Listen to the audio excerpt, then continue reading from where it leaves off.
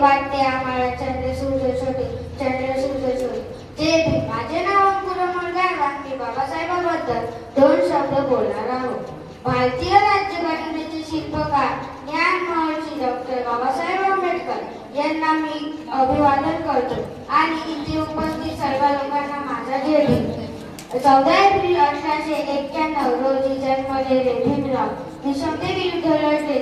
यांनी शिका, संघटित व्हा आणि संघर्ष करा हा मंत्र दिला.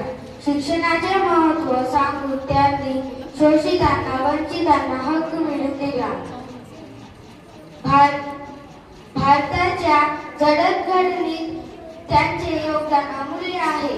शेवटी एवढंच म्हणेन मी, दगड झाडू तर दीक्षाभूमीचा होईल, माती झाडू तर चौदार चैत्यभूमीचा होईल, पाणी झाडू तर चौदार तळ्याचा होईल. आणि जर वापस मानव म्हणून जन्म भेटला तर आई शपथ फक्त आणि फक्त जय भीम.